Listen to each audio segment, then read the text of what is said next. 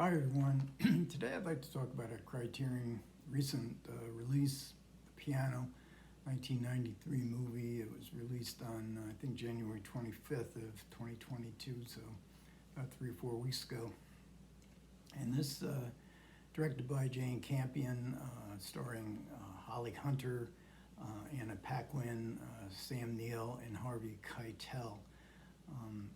And Campion has a current film, Power of the Dog, that is one of the favorites for this year's Oscars, but it did win Oscars in 1993 for Best Actress, Holly Hunter, Best Supporting Actress, Anna Paquin, and Jane Campion won for Best Original Screenplay. And it also won the Palme d'Or at the Cannes Film Festival. And so it's a highly regarded movie, and Criterion has delivered an outstanding release. This is just loaded with supplements. We get both a 4K UHD and a Blu-ray. I watched the movie in Dolby Vision. The commentary is on both the 4K UHD and the Blu-ray. All the other supplements are on the Blu-ray, and I did watch the Blu-ray when I listened to the commentary. I don't have I have untutored eyes. You have to go to the picture quality scientists that are out there. I think the consensus is that this 4K is a very good has very good picture quality. It certainly looked good to me. Dolby Vision has it seems to me at least, has this kind of distinctive look to it. But the Blu-ray, when I was watching or listening to the commentary, the Blu-ray looked pretty good too. So if we didn't have this new technology, I would have probably been very happy enough with the Blu-ray. And we also get a fold-out with some really nice sepia-toned artwork in it, and it has an essay by Carmen Gray. I'm not a fan of these fold-outs, and I don't particularly like reading essays. This one's actually better formatted than many of them, but I do read the essays on Criterion.com website. All the essays that are in at least the recent releases are all available to be read. You can amplify the font as much as you want. And like I said, there's a commentary between, and this is probably for the DVD release, maybe around 2000, between Jane Campion and Jan Chapman, who was the producer of the movie, and it's very good. This was their first big kind of production. Campion had made a couple films in New Zealand that got a lot of notice. So this was their opportunity to work with bigger stars. They reunite. There's a supplement, Piano at 25, where both the Campion and Chapman actually visit the North Island off New Zealand, where this very distinctive location was used for the filming. And that's really good. That's a good supplement. Campion also has a conversation with Amy Taubin where they discuss her overall career. This is a recent interview, her overall career as regards to her feminism. There's interviews, a new interview with Hunter and other people who were in the production, the costume designer, production designer, the composer, Michael Nyman. He delivers a beautiful score. It was a score written before the movie was made, so the score was applied. They had all the music for it, and it was applied in the editing process. And also, Holly Hunter was a pianist, so and a good one. So we don't have, like, whose hands are those playing the piano? This was Holly Hunter playing the piano, and Anna Paquin, she also knew how to play the piano. So there is a shot where you see them having a duet together. I think my favorite supplement, though, was with the Maori advisor, Walhoroi Shortland, his name was, and these are the indigenous people. Now this is a movie set in the 1850s, so the European settlers are new to this land, and they're very dependent on the Maori people to help them to adjust to the this kind of totally different environment, and sometimes hostile environment. And Holly Hunter plays a woman who arrives in the beginning of the film to this island. She has been sold by her father. She has a daughter played by Anna Paquin who has been born out of wedlock, and she's sort of sold into marriage. So she travels from Scotland, a long trip to New Zealand. She is mute. We do hear her voice. It's her interior voice at the very beginning of the movie, telling us she doesn't even know why she's mute. But of course, it's symbolic of the lack of voice that women had in Victorian times, at least on the symbolic level of the movie. She has a sign language that she communicates with her daughter.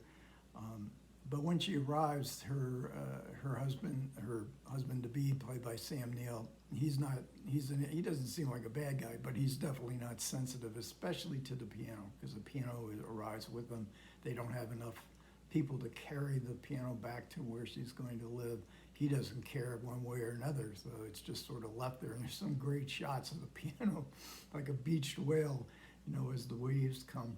But it is eventually it is rescued by the neighbor, played by Harvey Keitel, and he understands that although she's mute, she's expressing herself through her piano. And he loves to listen to her. And he discovers that he loves to listen to her play the piano.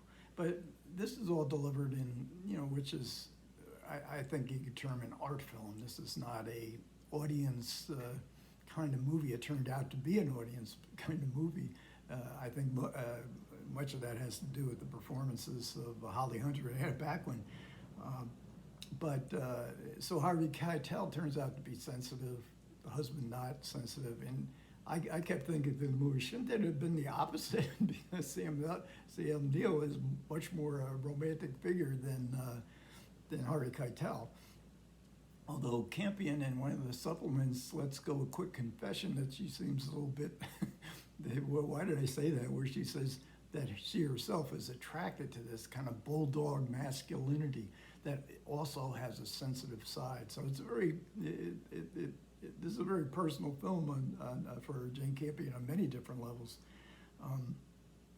And the love story itself is kind of predictable. There's intimations in the supplements that this is 1850s, this is like Emily Bronte, Wuthering Heights. I could see some of that. And it's very claustrophobic. There's no intent on trying to make the jungle, and this is a jungle landscape, visually appealing. It's full of mud and rain, and I can't understand why anybody would want to live there. And I didn't really understand what they were doing there. You see people chopping. You see Sam Neill chopping wood, and he has Maori employees. But it's not. What exactly was the profit motive here? You see land sales for sure, and it's meant to be claustrophobic. There's no doubt of that. But Anna Paquin is so enchanting in the movie. I wish there had been more of her, and I really enjoyed the background of the Maori people. And like I say, they had this advisor, Wahari Shortland, who made sure that this was an accurate depiction because they needed these Maori. Later on, and as the decades go on, the Maori became, shunted off to the side as the other, but in this era, they were very necessary, and they were also, and they're happy people. They're happy in their world and in their life. It may be primitive, and that's so juxtaposed to this torturous love story in this, these European characters don't seem happy at all. But again, this is feminist cinema, and the female gaze on romance, and where it's just beginning really